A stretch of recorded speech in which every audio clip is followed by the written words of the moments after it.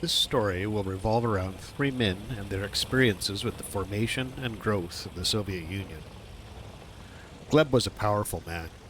He was deeply involved in the planning of the February Revolution, the revolution that forced Nicholas to abdicate. Nicholas was replaced by the Russian provincial government, not exactly to their plan, but the first steps had been taken. The Tsar was no longer in power. The following months saw many protests organized by the Military Revolutionary Committee of the Petrograd Soviet. Gleb was pleased to see their efforts drawing more and more people to the cause. These protests culminated in the October Revolution. This revolution paved the way for soldiers to capture the Winter Palace. They met little resistance.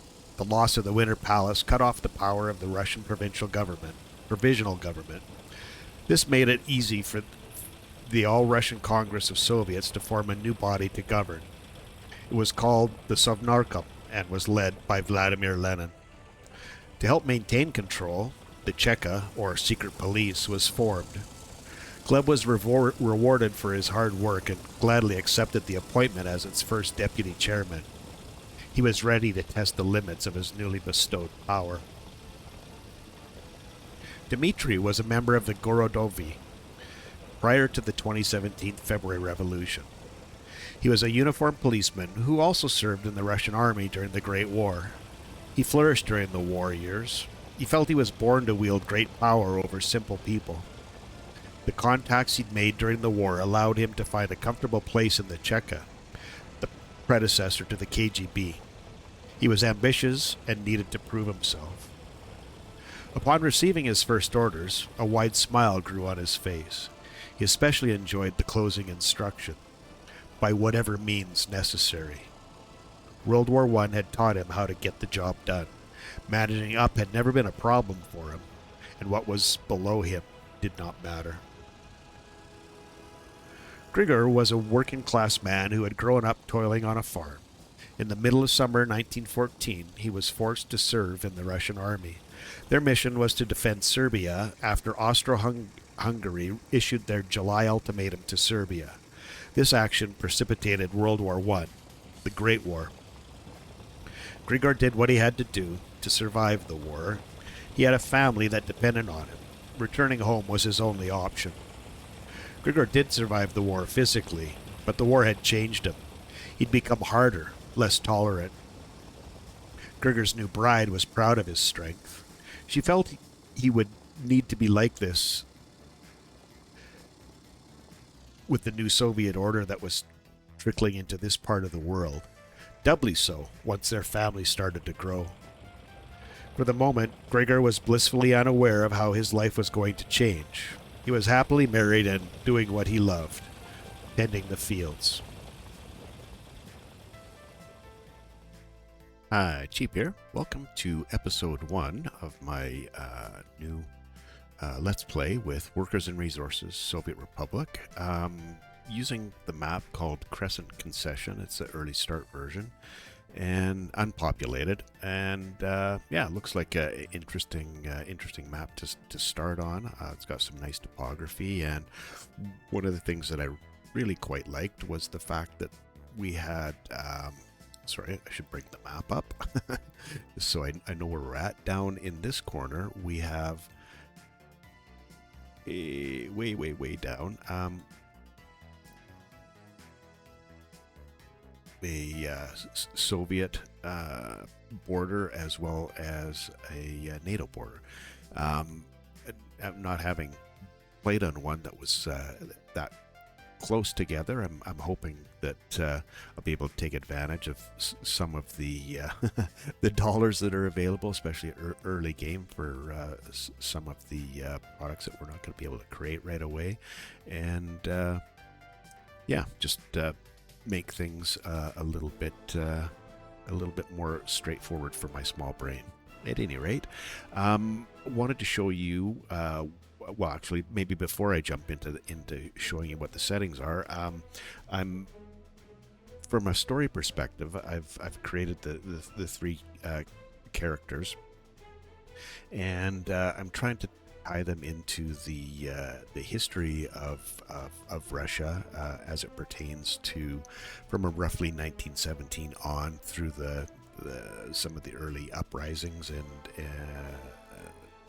how the Soviet world transformed, and just kind of tying it into some of the experiences possibly that an average man, somebody that's working on the periphery of the actual inner workings of the Soviet, up to somebody that's really quite involved in policies and those kind of things. So again, it's going to be all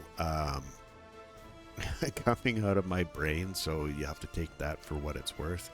And I'm going to try to make it interesting and hopefully be able to relate to what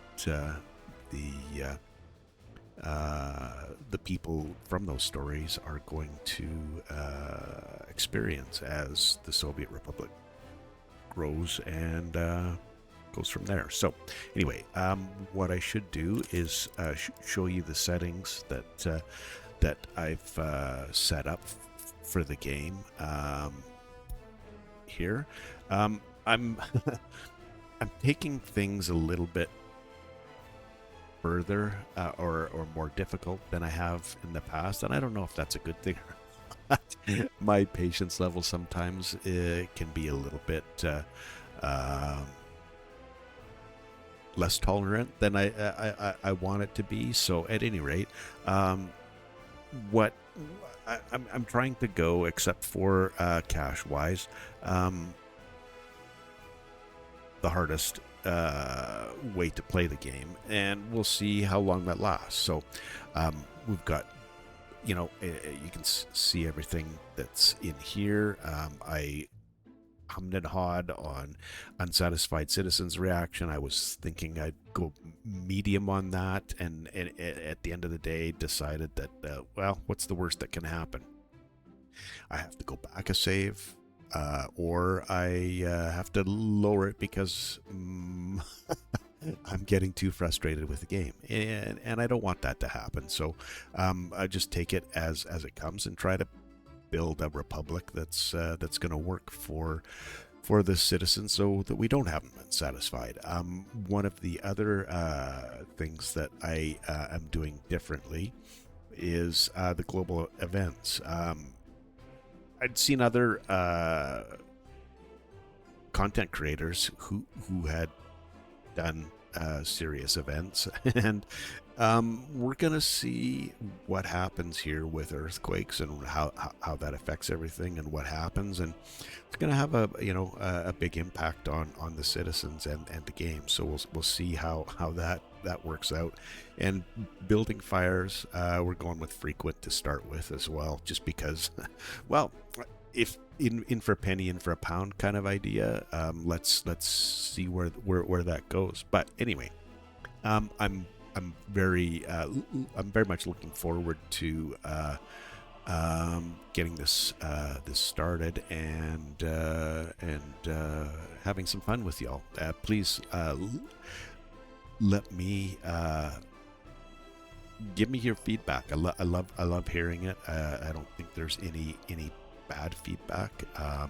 It's all good in terms of what I how I react to that is the key. And I know that people generally don't put up reactions or comments maliciously, and I will take it all to heart and try to be responsive. At any rate, I'm rambling now, so let's bottom line, I would love to hear from you in terms of what your thoughts are on some of the decisions I make, and we'll go from there. So what I want to do is I'm going to build out from the Soviet border. I'll have the temporary COs and DOs in an area that's closer to the border. Then I'll have I'm hesitating to call it a starter city because it's actually I want to build it, set it up this time so that I'm able to add on to it as I need. And then what I'll have out in this direction is the final, or not final, but the full-on construction industry. Out this way, construction offices, as well as we can see over in this direction, we have some ability to get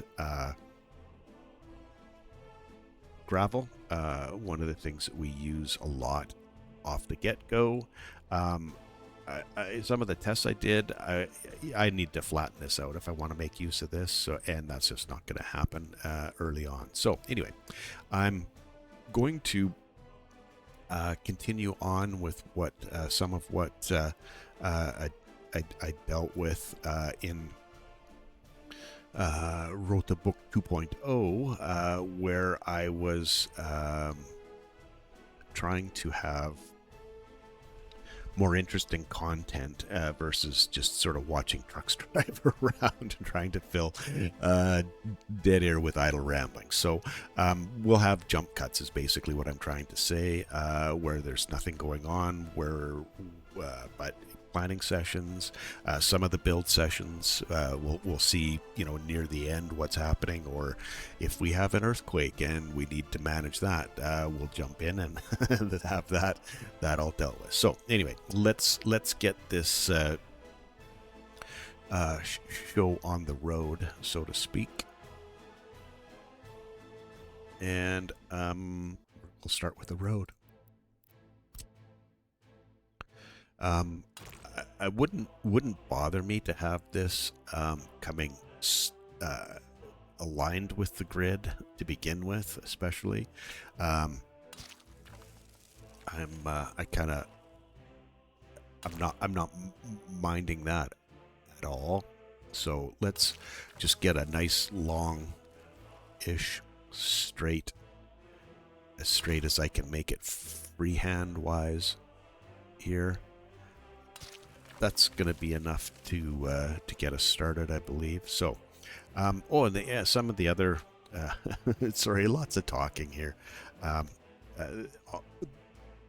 The city will be in this area, and that's where I'll have it basically planned out, and then our construction office stuff up in this area, probably up here.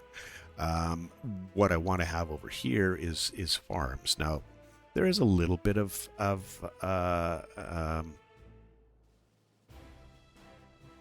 what do we call that? Topography to manage, but I don't know that I'll be flattening that all out, but I may end up taking it back a little bit, depending on how much of that I can manage with the early start bulldozers. So anyway, let's get our construction office stuff dealt with, construction industry. So yeah, let's get the grid turned back on, and construction offices, we need to go with the free ones to begin with.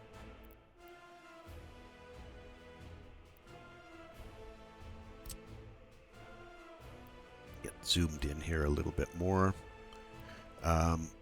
And what I would like to have, actually what I'm thinking, I'm kind of jumping around here a little bit. I would want to have, I need open storages. Free open storage. I need, obviously, as we've managed in the past, we'll need 4 of them. I think I want them this way.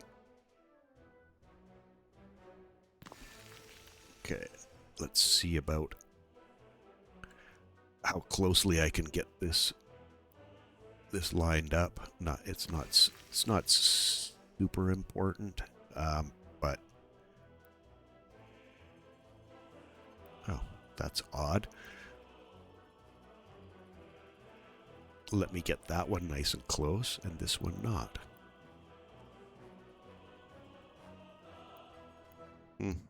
Okay, well, it is what it is.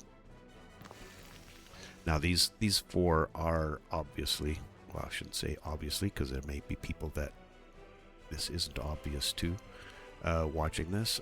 This will be for our steel.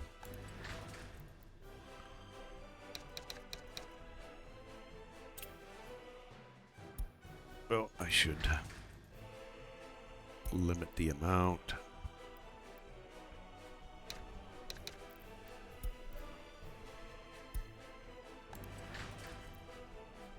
Refabs, that's the other one.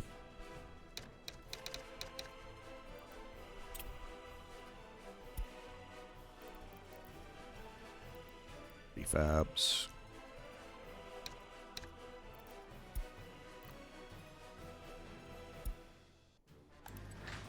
Bricks.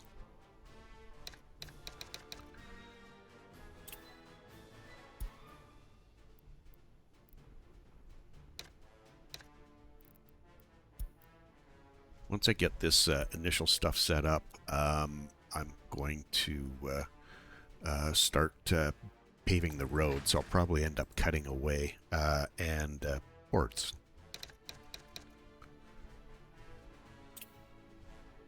And let them get after that, and then we'll come back and do some of the planning of the city itself. But it's, like I said, initially, I think what I want to do, or not, what I want to do, what I want to do is have all of this stuff in place, so I know what's where with everything.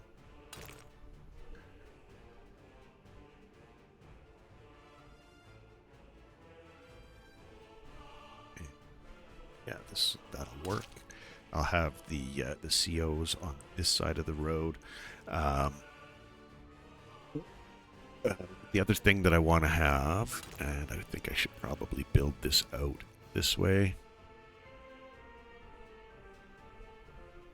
I'll have the gravel over on this side. Get a free gravel storage, and I kind of liked what I ended up doing last time, which was, or last time in Wrote a Book, was building two of them.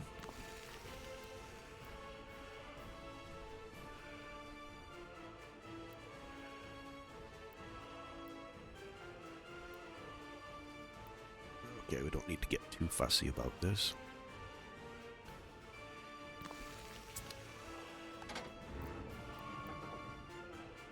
Call this Gravel 1, and I'm guessing you have a good idea of what the next one's going to be called. Gravel 2. The road's in there. We'll get them all connected up here shortly. I want to get the construction, our free construction offices started.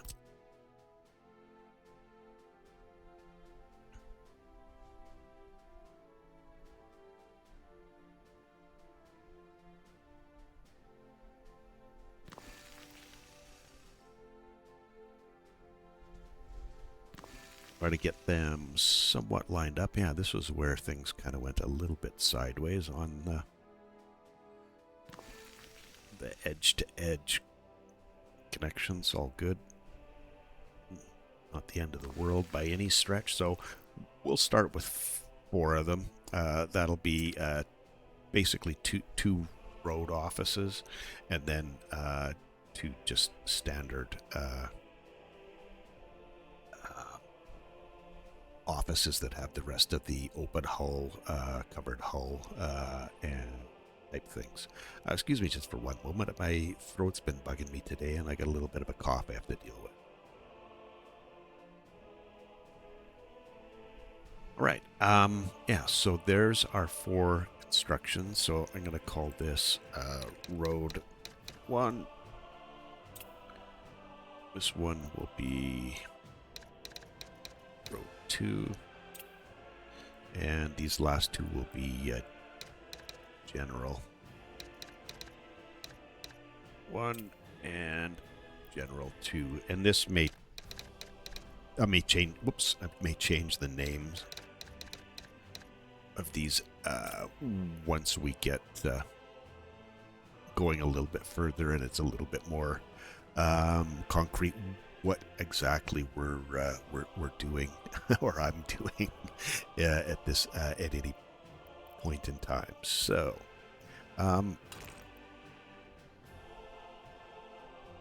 well, that's pretty close. Yeah, they're lined up pretty well.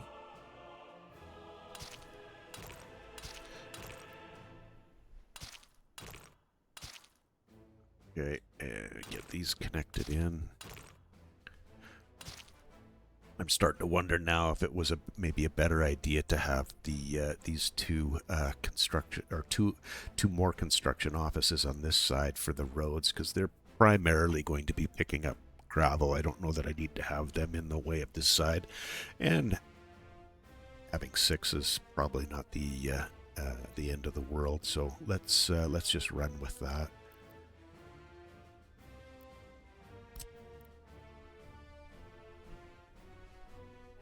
That a T about that far back.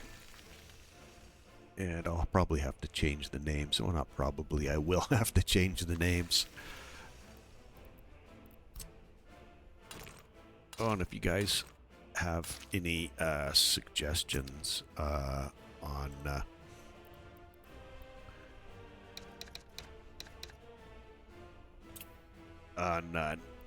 names, or not names, on settings, music level, any of that kind of stuff, please let me know. I'm just going to call this people 1 for now, and I don't know that we'll need a people 2, but I'll name it that. Okay. Yeah, this is supposed to store gravel as well as this one. Good. Okay. We'll get the distribution offices in place now as well. Seems to me they're right here. Got a free one.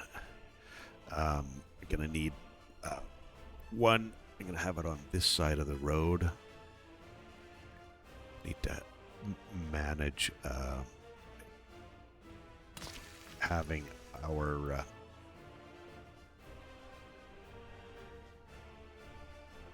fuel situation as well. I'll get that sorted out here quickly. I'm gonna start with 3 of these guys, and then fuel. I was initially thinking I would have the fuel running down here, but I think if I have it run off this side, I think that's probably a better, better use of the land, and instead of trying to squeeze one in here and one over there. Yeah, is what it is. Okay, fuel. Now I got to remember where fuel is. I think it's in the roads, right? Yeah, refueling. So we'll put a fuel one in here. I want to make a fairly long road here, just so that we've got a little bit of queuing space for the vehicles. So yeah, let's get that going. So this will be our gravel DO. This will have dumpers. I'm going to start with 2. And I do want to be somewhat cost conscious, but I don't want to be slow as molasses either. So, um, yeah, let's see if we go with this. We'll go 2 of those guys, and I want you to go here and drop off to these 2 places. And the game obviously does, not obviously, 180 a third is 60 tons. Could probably even go 25% on that.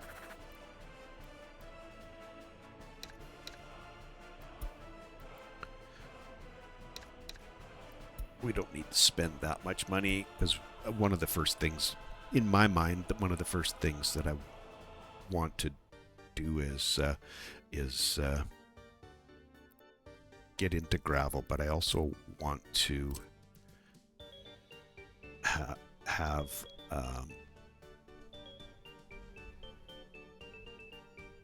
some of the consumer goods done initially, right off the get-go. Like, I want to get all 4 of them out of the way in terms of creating them for ourselves, and then move on to steel after that's done. So yeah, stabilizing the economy is the first thing that I would like to do. This will be an oil tank. And again, sort of somewhere in the middle. And I'm thinking we're just going to need 1 initially. I don't think it's going to be a huge deal. So we're going to load from the border and unload here. And how much fuel? 20 tons. Okay. 30%, that's going to be, yeah. Let's go 40%. Don't hate running out of fuel. These guys, the gravel, this will be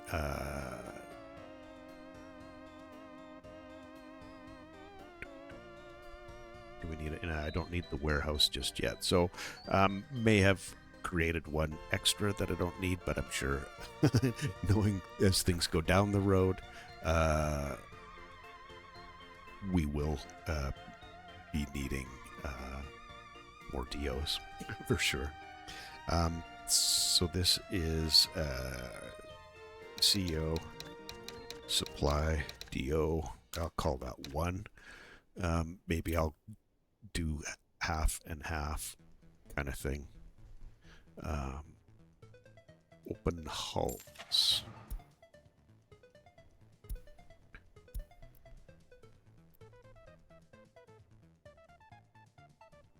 Well, that can hold. Oh, that's a wood one. It's a horse wood. Interesting. Wood. It's not logging. Definitely not logging. 1 ton of steel at a time. This isn't telling me that it can load steel, so it's making me a little bit nervous in terms of what it can or can't load.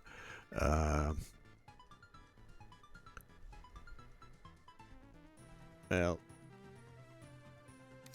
live fast, die young, right? Okay, so this guy will be going. This is the border's going to be quite busy, but yeah, we need you to unload there. It's just doing it backwards. Oh well, what do you do? Okay, and we'll do 2 more of these guys. Open hull. City, and it was this guy, right? Get 2 of those going, and we go from the border and load these 2.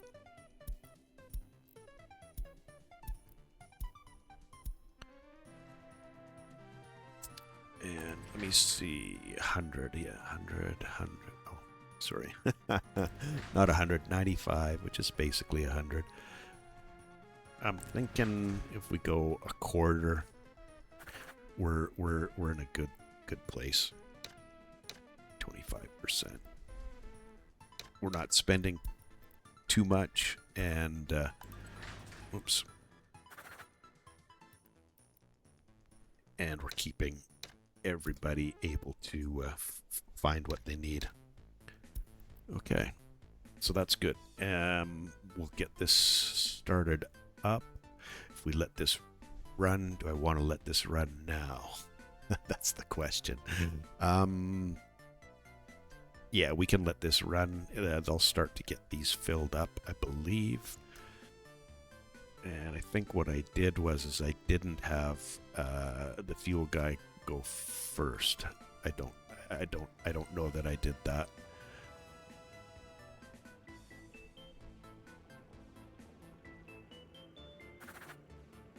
Yeah, I did the gravel DO first, so we'll see. We'll see how that all works out. Let's get. I'm gonna start with our the gravel DO. We don't need to get workers. We get gravel from. This is number 2, so we get it from there. Asphalt will be get that from the border. Concrete, we're not getting steel bricks. The rest of that's fine. All good. We'll have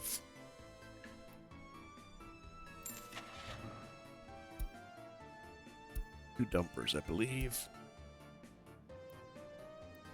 Yeah, we'll use these 2, but I want to make them a different color, so 2 dumpers, and I need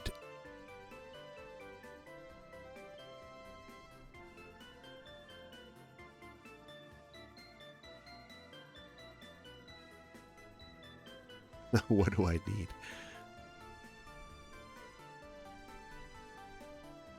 No, none of those. Looking for. I don't think I want a road crane. Are we just getting people on here? I'm forgetting how this whole thing works now. It's not buses. It's not a concrete mixer. What's horse-drawn? Passenger. Covered wagons. Ooh. My inexperience with the early start is showing here now. I was looking for. I know there's the road cranes, but I don't think the road crane is going to help us with road construction, which is what we'll be doing initially. So I think it's probably going to end up just being people. So we'll run with that. Let's get this done as well. That's the same one. I'll make these a blue just so we can differentiate them. I don't know that it's super important, but that is what it is. Oh yeah, and we need to say you get gravel, you're number 1 from there. Okay. And I can turn grid off for the time being. I think this is as far as we're going to go in this episode. And I'll get... this will be our workers. We get the workers from the border.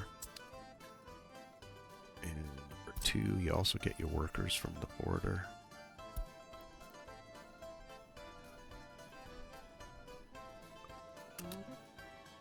Yeah.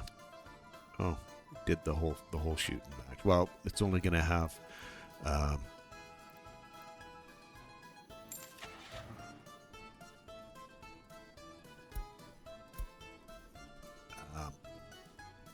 people being delivered. 20, 28, and 15 for twice the price.